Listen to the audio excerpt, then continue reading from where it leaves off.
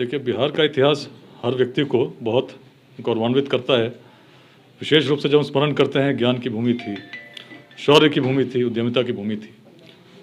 हम स्मरण करते हैं कि वेदांत की भूमि थी, विश्वविद्यालय स्थापित हुए। स्मरण करते हैं मगध साम्राज्य की भूमि थी। स्मरण करते हैं उद्यमिता की, जिसने महानगरों को स्थापित किया। लेकिन जब ये सब स्मरण करते हैं, गौरवान्वित होते हैं, तो कहीं ना कहीं ये चिंतन नहीं करते कि क्यों थी। तो हम लोग अभियान चला रहे हैं युवाओं के बीच में। प्रत्येक जिले में इसके अध्याय बने हैं, जो वैसे युवाओं से बने हैं जो स्वैच्छिक रूप से वॉलंटरली जुड़े हैं। और मकसद यही है कि भाई शिक्षा, समता, उद्यमिता, तीन भावों को युवाओं के बीच हम प्रसारित करें, प्रेरित करें अपने ही इतिहास से, उसी इतिहास से जिसने कभी बिहार को प्राचीन काल में एक प्रेरणा का स्रोत बनाया था, और उससे अच्छे भविष्य का निर्माण कर सकें।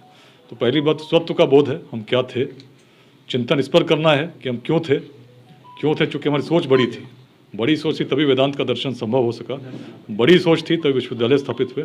बड़ी सोच थी इसलिए कोई भी व्यक्ति जो क्षमतावान था वो शासक कर सकेगा, शासन कर सकेगा, शासक बन सकेगा।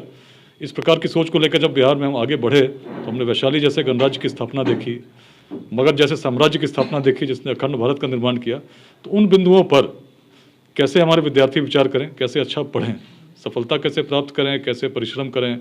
उस भूमि में जिसने विज्ञान को जन्म दिया हो शून्य के रूप में, गणित को जन्म दिया हो, वहाँ के बच्चे उस परंपरा का निर्वहन, उसका वाहक बनकर कैसे आगे भविष्य को आलोकित करें, इस पर हम लोग विचार करने के लिए प्रत्येक जिले में अध्याय बनाकर विमर्श के लिए युवा संवाद का आयोजन कर रहे हैं।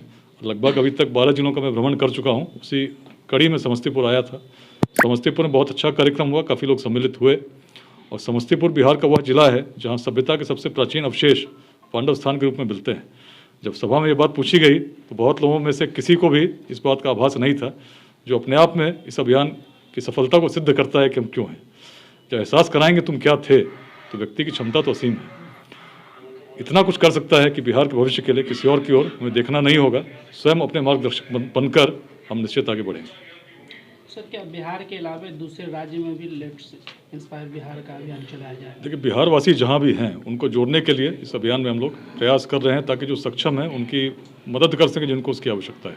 तो बिहार के अलावा बिहार के बाहर भी जितने महानगर हैं उनमें भी चैप्टर्स चल रहे हैं। बाकी जो अनेक देश हैं, जैसे यूरोप चैप्टर है, उसमें यूके चैप्टर अलग है, यूएस चैप्टर, तो कुछ कुछ धीरे धीरे श्रृंखला बढ़ती जा रही है, बढ़ती जाएगी। प्रयास यही है, अच्छी प्रेरणा का प्रसार हो, लोगों को जोड़कर हम आपस में कुछ ऐसा करें जिससे कि बिहार के भविष्य में हमारा योगदान हमारी पीढ़ी दे सके।